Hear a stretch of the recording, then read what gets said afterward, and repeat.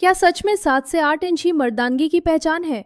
क्या आपकी पार्टनर अंदर ही अंदर निराश हो जाती है अगर आपका साइज फिल्मों जैसा नहीं है?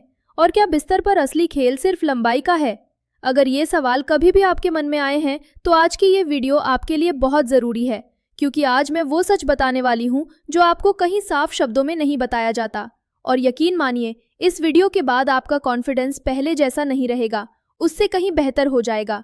नमस्ते, मैं हूँ रतु साहू और पिछले 8 सालों से men's health, relationship, intimacy education और साइकोलॉजी के क्षेत्र में कंसल्ट कर रही हूँ। आप देख रहे हैं रियल टॉक्स विद रीतू, जहाँ हम बिना शर्म, बिना झिझक और बिना मिथकों के रिश्तों और इंटीमेसी की असली बात करते हैं।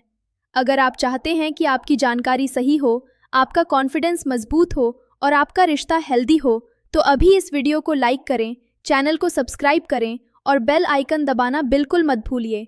कमेंट में कॉन्फिडेंट लिखिए अगर आप साइज के डर से बाहर निकलना चाहते हैं।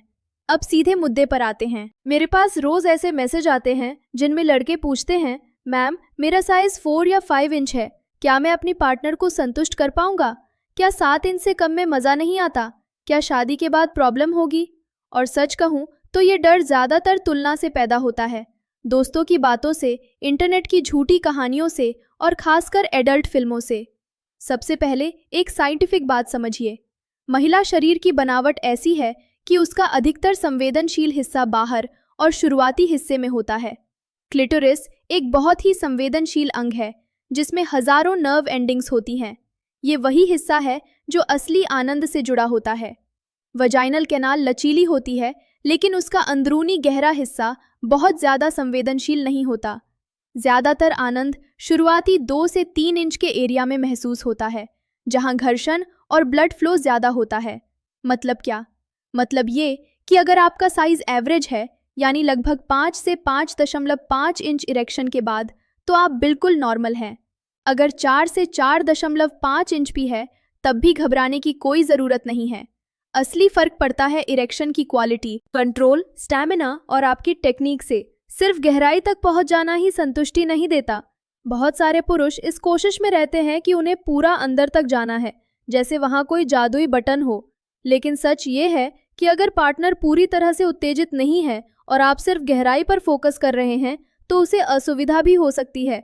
रिलेशनशिप में इंटीमेसी सिर्फ फिजिकल एक्ट नहीं होती, वो इमोशनल कनेक्शन, फोले, स्पर्श, बातचीत और रिदम का मेल होती है। मैं आपको एक छोटी सी स्टोरी सुनाती हूँ। एक कपल मेरे पास आया था। पति को लगता था कि वो अपनी पत्नी को संतुष्ट नहीं कर पा रहा क्योंकि उसका साइज कम है। लेकिन जब मैंने काउंसलिंग में पत्नी से बात की तो उसने कहा, समस्या साइज नहीं, जल्दीबाजी है। वो सीधे मुख्य एक्ट पर चले जाते हैं। जब हमने फोरप्ले, कम्युनिकेशन और स्लो मूवमेंट्स पर काम किया तो वही कपल कुछ हफ्तों में काफ़ी खुश हो गया। साइज वही था, लेकिन अनुभव पूरी तरह बदल गया।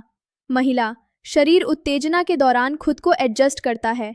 जब वो रिलैक्स और अराउज्ड होती है तो ब्लड फ्लो बढ़ता है, नेचुरल लुब्रिकेशन होता है और अनुभव बेहतर होता है। अगर आप जल्दबाजी में हैं, स्ट्रेस में हैं या खुद को प्रूव करने के दबाव में हैं, तो आपका शरीर भी वैसा ही रिएक्ट करेगा। इसलिए सबसे पहले अपने दिमाग से तुलना हटाइए। अब बात करते हैं मोटाई और मूवमेंट की। कई रिसर्च और काउंसलिंग एक्सपीरियंस में ये सामने आया है कि बहुत सी महिलाओं के लिए स्थिर रिदम, सही एंगल और शुरुआती हिस्से में घर्षण ज़्यादा मायने रखता है। स्लो और कंट्रोल मूवमेंट, पार्टनर की सांसों को समझना, उसकी बॉडी लैंग्वेज पढ़ना, ये सब लंबाई से ज़्यादा असर डालते हैं। और एक और बहुत ज़रूरी बात, हर महिला अलग होती है। किसी को ज़्यादा क्लिटरल स्टिमुलेशन पसंद है, किसी को ज़्यादा इमोशनल कनेक्शन चाहिए, किसी को लंबा फोरप्ले। इसीलिए सबको क्या पसंद है ये सोचने के बजाय मेरी पार्टनर को क्या पसंद है ये समझना ज़्यादा ज़रूरी है। कम्युनिकेशन से बड़ा कोई सीक्रेट नहीं है। कई लोग मुझसे पूछते हैं कि अगर इरेक्शन मजबूत ना हो तो क्या करें? सबसे पहले अपनी लाइफस्टाइल देखिए।